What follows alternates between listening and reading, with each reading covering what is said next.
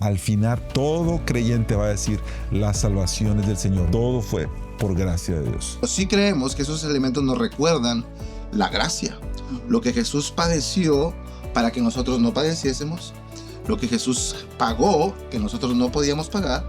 Y entonces nosotros podemos experimentar esa gracia de una manera visible, ¿verdad?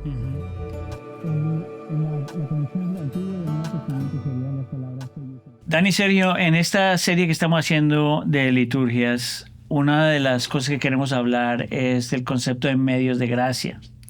En la teología se utiliza el término medios de gracia para diferentes cosas, ¿verdad? Entre esos la palabra, hay varias cosas, pero hay dos de esos medios de gracia que me gustaría que enfatizáramos hoy. Sería el bautizo y la comunión. Simplemente asumiendo que no todo el mundo entiende por qué nosotros hacemos bautizos y por qué hacemos comunión, por qué no empezamos explicando qué significa eso y por qué eso es importante para el creyente. Podríamos empezar diciendo que ambos, el bautismo y la cena del Señor o la comunión, les conocemos también como ordenanzas. Son algo que entendemos que el Señor Jesús estableció para su iglesia, por eso lo hacemos en medio de la iglesia, y no son opcionales, es algo que el Señor nos pide. En primer lugar, por ejemplo, cuando hablamos acerca de la comunión, lo hacemos en memoria de Jesús, para recordar lo que Él hizo por nosotros en la cruz del Calvario. Y cuando hablamos del bautismo, lo hablamos, nos referimos de una forma en la que nos identificamos con Cristo en su muerte y en su resurrección. Okay. No son una opción, son una ordenanza, pero también son memoriales que nos recuerdan lo que Jesús hizo por nosotros en la cruz. Okay. Yo también añadiría que otro de los términos que se usa en otras iglesias es sacramentos. Nosotros no usamos mucho el término de sacramentos, pero no estamos en contra de lo que significa. Y un sacramento significa algo que se hace tangiblemente, un acto físico y tangible que está hablando de una realidad espiritual y de algo que no se ve. Esa es la definición de una palabra sacramento. Algo físico que habla de algo espiritual y de una realidad espiritual. Entonces los dos caerían dentro de sacramentos o dentro de ordenanzas. Es decir, estamos haciendo algo físico, estamos comiendo pan y tomando jugo o vino, y esto nos está hablando del pacto que Jesús hizo con su iglesia. O el bautismo, como algo físico, ir a las aguas del bautismo, que está hablando de una realidad espiritual y que es una realidad en la vida del creyente, de aquellos que lo practican. Si esa es la definición, entonces ¿por qué ustedes creen que muchas veces la iglesia habla del bautizo, o los creyentes hablan del bautizo y la comunión simplemente casi como un rito nada más, pero como que se le quita algo del peso espiritual? ¿Por qué creen que la gente hace eso? Sí, ahí es donde vendría entonces el por qué nosotros usamos la frase medios de gracia. Y antes del video estábamos hablando de cómo medios de gracia puede también traer un cierto conflicto en algunos otros campamentos de la iglesia, porque algunos verían la gracia. Si este acto, esta ordenanza o este sacramento, estoy recibiendo gracia de Dios en este momento, entonces, por ejemplo, en el bautismo, si estoy recibiendo una gracia de Dios ahí, significa que entonces esa gracia que Dios me está dando me está salvando. Entonces el bautismo me salva. Y entonces diríamos, no, nosotros no creemos que el bautismo salva porque no lo vemos en la Escritura, pero sí creemos entonces ahí es donde se hace la disyuntiva. Si se tira para un lado, ver que si es un medio de gracia, entonces me salva esta acción. Y uno diría, no. Entonces los otros dirían, ya ves, entonces por eso es solo un recordatorio. Y nosotros diríamos, tampoco. No es nada más un acto que me recuerda algo. Hay un punto en estos dos polos opuestos, donde nosotros entendemos que la Biblia nos muestra que aunque el bautismo no me está salvando, Cristo está presente con la iglesia, y hay algo espiritual que está sucediendo. Tanto en el bautismo como en la Santa Cena, Cristo está presente. Y aunque el hecho de comer yo este pedazo de pan o este jugo o este vino no me está salvando en ese momento necesariamente, sí estoy yo recibiendo gracia una vez más en mi caminar. Entonces nosotros diríamos que no queremos irnos a estos polos, pero que entendemos que la Biblia nos da un lugar donde nos encontramos diciendo, sí, recibimos gracia, aunque no es salvadora, porque Cristo está presente en cada uno de estos actos. Yo agregaría me gusta mucho cómo Packer lo ilustra. Por ejemplo, cuando hablamos de la escritura, a nosotros leerla y meditarla, eh, comprendemos y escuchamos cómo es que el Señor Jesús murió en la cruz del Calvario. Es decir, la escritura revela lo que Jesús hizo por nosotros. Nosotros lo escuchamos. Y cuando nosotros practicamos estos sacramentos del bautismo y de la cena del Señor, no solamente lo escuchamos, sino ahora lo vemos. De una manera visual, vemos el Evangelio y la manifestación de la gracia de Dios en nuestra vida. Por ejemplo, cuando bautizamos, nosotros nos identificamos con Cristo en su muerte y este acto simboliza que morimos a nuestra vieja vida y resucitamos a nuestra nueva vida en Cristo.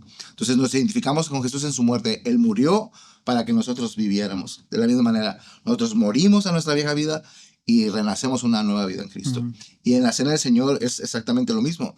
De una manera visual, tangible, podemos ver y experimentar lo que Jesús hizo por nosotros en la cruz del Calvario. Ni el pan, ni el jugo de la uva o el vino se convierten de una manera literal en el cuerpo o la sangre de Jesús. Nosotros no creemos en la transustanciación, pero sí creemos que esos elementos nos recuerdan la gracia, lo que Jesús padeció para que nosotros no padeciésemos, lo que Jesús pagó que nosotros no podíamos pagar, y entonces nosotros podemos experimentar esa gracia de una manera visible, ¿verdad? La conexión entre el Antiguo y el Nuevo Testamento serían las palabras sello y señal, ¿verdad? Y esos dos conceptos realmente están hablando de esto que estamos hablando. Hay algo que pasa espiritualmente hablando. Cuando la gente se bautiza, que no es conversión porque ya se han convertido, pero hay algo que es único espiritualmente hablando cuando la gente se bautiza, y de la misma forma es único cuando la gente está participando en la Santa Cena. Es por eso 1 Corintios 10 dice que cuando estamos participando en la cena estamos teniendo, la palabra es koinonía con Jesús en el original. Entonces, apoyando lo que estás diciendo es, Cristo, bueno, tú también lo mencionaste, Cristo está presente. No literalmente en el pan y en el jugo, pero espiritualmente está presente de una forma única en la Santa Cena. Y esa sería la idea más o menos de sello y señal. No es solamente una celebración o algo religioso, es algo significativo. Podríamos entonces argumentar que esa es parte de la razón por la que la Biblia siempre habla de una persona que se convirtió y se bautizó. ¿Qué harían ustedes? Sí, pero una persona que no ha conocido al Señor de una manera personal no entendería realmente cuál es la realidad de esta práctica. Es necesario primero entender y practicar y experimentar la gracia de una forma personal, y después dar de una forma testimonial, decirle en medio de la congregación, yo ahora soy salvo y por eso hago lo que hago. No para ser salvo, sino en respuesta a lo que ahora soy yo en Cristo. Me hace pensar mucho en experiencias que yo he tenido. Por ejemplo, cuando las personas se bautizaban en los tiempos bíblicos, se bautizaban en los ríos. Y todo el pueblo era testigo de lo que pasaba. Entonces, cuando alguien se bautizaba, daba testimonio público de su nueva fe en Jesús. Es decir, ya no confío en la ley, ya no pongo mi fe en los líderes religiosos, ahora pongo mi fe en Jesús. Este es lo que me salva. Cuando lo hacemos ahora, nosotros lo hacemos también de una forma pública y quizás no produce el mismo impacto como lo hacía, que todo el pueblo se veía. Ahora la iglesia local se beneficia de este testimonio público de lo que Cristo hace en la vida de una persona. A mí me parece que algo poderoso sucede, porque estos son dos ordenanzas que el Señor se las dio para que se practicaran en la iglesia. Y hemos hablado por ya semanas de lo que practicamos como iglesia y cómo la iglesia se beneficia de esto. O sea, nos estamos predicando el evangelio una vez más, no para salvarnos, sino para recordarnos que somos salvos. Exacto. Y en un sentido, estos ordenanzas, estos medios de gracia, son dramatizaciones del Evangelio. Ajá. O sea, estamos volviendo a recontar la historia del Evangelio con estos actos, con el bautismo, al bajar, al morir. Nos estamos identificando con Cristo en su muerte y en su resurrección. Y el tomar la comunión, el tomar la Santa Cena, estamos identificándonos con Cristo de cómo Él hizo este pacto unos con nosotros, al todos participar. Entonces, cada uno, que estos actos se vuelven a practicar, se vuelve a dramatizar la historia del Evangelio, y el elemento que lo hace que sea único y especial es que la presencia de Cristo está ahí, en medio de su pueblo, en medio de la iglesia. Por eso estas ordenanzas se hacen siempre en el contexto de la iglesia local. No las hace cada uno aparte o independiente de la iglesia. Y como Cristo está presente con su iglesia, entonces ese momento se vuelve un momento sobrenatural. A mí me llama mucho la atención cuando Pablo habla acerca de la comunión. Si te acuerdas, en el contexto de Corintios, él está diciendo, él está llamando la atención a la gente porque no están participando en la Santa Cena de la forma que tienen que hacerlo. ¿Verdad? Tanto así que algunos se mueren o se enferman y otros se mueren. Y yo siento que aunque no abracemos todo esto que estamos hablando como iglesia, pero tenemos que reconocer que hay algo único, porque si no, Pablo no hablaría de esa forma. No es simplemente un pan, no es simplemente un jugo o un vino. Es algo que es completamente diferente a todo lo demás que hacemos. Ok, ahora la segunda pregunta viene más con la importancia de nosotros ser recordados, no solamente de la gracia salvadora que ya hemos recibido, pero la gracia que todavía necesitamos, que nos sostiene. ¿Por qué hablar de la gracia, aun cuando estamos hablando de medios de gracia, debe ser tan importante para los creyentes en el resto de su vida? ¿Qué dirían ustedes? Pues, es fundamental para nosotros como iglesia recordar que somos lo que somos no por nuestros méritos. Estamos en el lugar que estamos, en la posición que estamos delante de Dios por lo que Jesús hizo por nosotros en la cruz del Calvario. Y eso la palabra gracia significa regalo. No es algo que yo me gané por mis obras, por mi conducta, por mi religiosidad, sino algo que Jesús ganó por mí. Y ambas sacramentos, ordenanzas o medios de gracia nos hablan precisamente de eso. Es Jesús quien nos pone en esta posición, ¿verdad? Es la gracia la que me hace estar justificado, perdonado y usado para la gloria de Dios. No soy yo, sino Cristo en mí. Yo cuando era joven me recuerdo estar en la iglesia, y claro, estar en una iglesia cristiana evangélica, pero donde no estaban estos conceptos bien definidos y esta teología bien definida. Entonces yo me recuerdo que yo creía, este era mi entendimiento de la vida cristiana, que el venir a Cristo y el recibir la salvación era por gracia, era gratuito, no me costaba nada, y que a partir de ahí todo lo demás te iba a costar. Ese era como yo veía la vida cristiana. Solo la salvación es gratis. Todo lo demás en la vida cristiana te va a costar. Y yo creo que es una falta de entendimiento de que obviamente la Biblia habla de cómo nos esforzamos para guardar esta salvación que hemos recibido. Y no está en contra, no está peleándose con el hecho de que ahora con los años he entendido qué es esto. La misma gracia que me salva es la misma gracia que me transforma. No significa que solo al principio era gracia y ahora es mi esfuerzo. No, siempre es gracia. La gracia que me salvó es la gracia que me transforma y me sostiene día con día.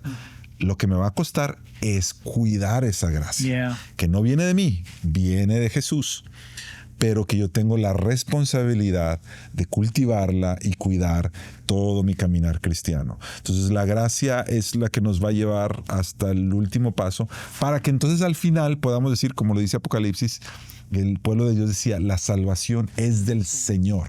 Al final todo creyente va a decir, la salvación es del Señor. Nadie va a llegar a gloria diciendo, bueno, qué bueno que me esforcé mucho para llegar acá. Nadie. Todos vamos a decir, yo no tuve por qué estar acá.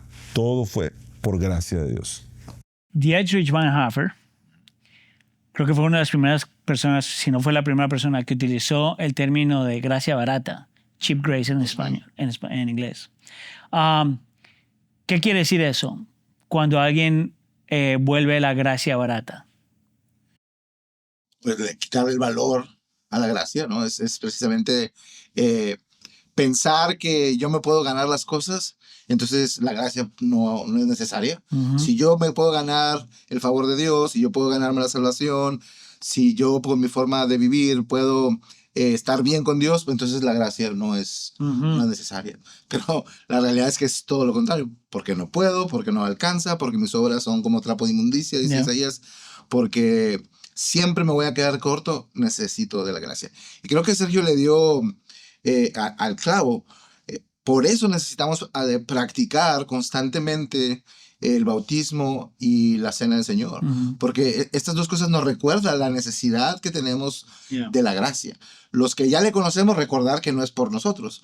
Los que no le conocen, para que sepan que no hay nada que ellos puedan hacer por sí mismos, sino que Cristo ya lo hizo por nosotros en la cruz del Calvario. Ayer estaba haciendo una afirmación de bautismo aquí en la iglesia. Como saben, tenemos, después de que la gente toma las clases para bautizarse, entonces uno de los pastores o ancianos nos reunimos con las personas para repasar y ver dónde están en su entendimiento del evangelio y de por qué se quieren bautizar. Y me reuní con una pareja que tienen un tiempo caminando aquí en la iglesia, y de verdad que me llené de gozo al ver la obra del Señor en ellos, cómo ellos podían articular el evangelio, y yo conocer sus vidas y conocer su historia, verlos ahora a los dos. Estaba hablando con esta esposo y esposa a la misma vez, y entonces al yo hacerle las preguntas, les digo, entonces somos salvos no por lo que hagamos. Y me estaban hablando de esto, de por gracia. Es por gracia, no es nada que nosotros hayamos hecho, lo recibimos como regalo. Y entonces ahí les hago la pregunta, ¿pero entonces podemos vivir como querramos? Y los dos me dijeron, no. Y yo les dije, ¿por qué? Dijo, porque esta gracia que hemos recibido ha sido tan valiosa que ¿cómo vamos a vivir como querramos?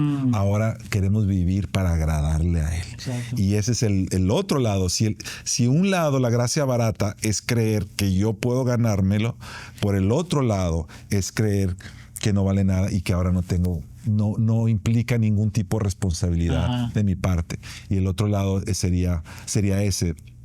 Sería menospreciar la gracia al punto de decir, como Pablo le dice a los romanos en Romanos 6, entonces entonces seguiremos pecando, pues abundaremos en nuestro pecado. Y dice, de ninguna manera, porque al yo entender cuánto costó nuestra salvación, que fue la misma sangre de nuestro Salvador y la vida entera, nos llama, nos mueve a decir, tengo que vivir para Él, debo vivir para Él, quiero vivir para Él en todo. Yo creo que hay otra aplicación cuando viene a la cuestión de la gracia y por qué lo necesitamos. Por lo menos eso es lo que veo en mi vida.